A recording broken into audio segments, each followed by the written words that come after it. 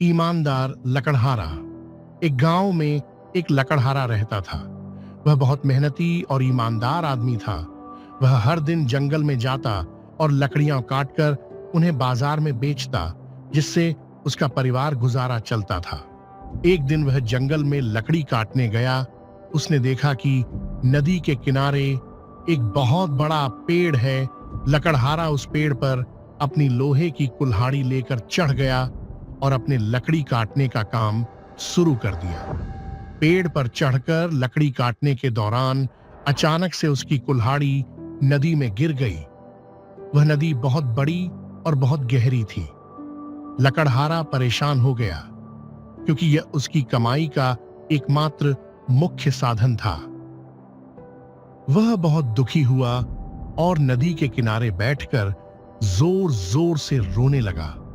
तभी कुछ देर बाद अचानक नदी में से एक जलपरी प्रकट हुई और जलपरी ने लकड़हारे से पूछा कि वह क्यों दुखी है और इतना क्यों रो रहा है। लकड़हारे ने अपनी सारी बात जलपरी को बताई और बताया कि किस तरह उसकी कुल्हाड़ी नदी में गिर गई थी। जलपरी ने लकड़हारे से बोला कि तुम चिंता न करो, मैं तुम्हारी कुल्हाड़ी अभी निकाल देती हूं। यह सुनकर लकड़हारा बहुत खुश हुआ। जलपरी ने नदी से सोने की एक शानदार कुल्हाड़ी निकाली और लकड़हारे से पूछा, क्या यह तुम्हारी कुल्हाड़ी है? लकड़हारा ईमानदारी से बोला, नहीं, यह मेरी कुल्हाड़ी नहीं है। फिर जलपरी ने चांदी की एक कुल्हाड़ी निकाली और पूछा, क्या यह तुम्हारी कुल्हाड़ी है? लकड़हारा फिर से बोला, नहीं, यह भी मेरी कुल्हाड़ी नहीं है। अंत में जलपरी ने लकड़हारे की लोहे की पुरानी कुल्हाड़ी नदी से निकाली और पूछा, क्या यह तुम्हारी कुल्हाड़ी है? लकड़हारा खुशी से बोला, हाँ, यह मेरी कुल्हाड़ी है। जलपरी खुश होकर बोली, तुम्हारी ईमानदारी और सच्चाई को देखकर मैं तुम्हें यह सोने और चांदी की कुल्हाड़ी भी उपहार में देती हूं। यह सुनकर लकड़हारा बहुत खुश हुआ और उसने जलपरी का धन्यवाद किया। जब वह घर लौटकर अपनी पत्नी को सब बताने लगा, तो उसका पड़ोसी, जिसका नाम रामू था, उसने उनकी बातें सुनकर मन ही मन में एक योजना बनाई। वह सोचने लगा कि अगर लकड़हारे को सोने और चांदी की कुल्हाड़ी मिल सकती है, तो उसे भी ऐसा कुछ करना चाहिए जिससे जलपरी उसको सोने और चांदी की कुल्हाड़ी दे दे।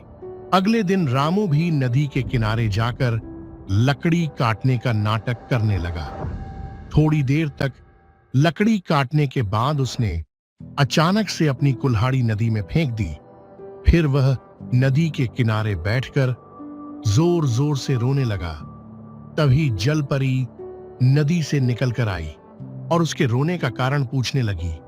रामू ने जिस तरह से लकड़हारे की कहानी सुनी थी, उसी तरह की कहानी जलपरी को सुनाई और जलपरी से अपनी कुल्हाड़ी निकालने को बोलने लगा। जलपरी उसकी कुल्हाड़ी निकालने के लिए नदी में गई।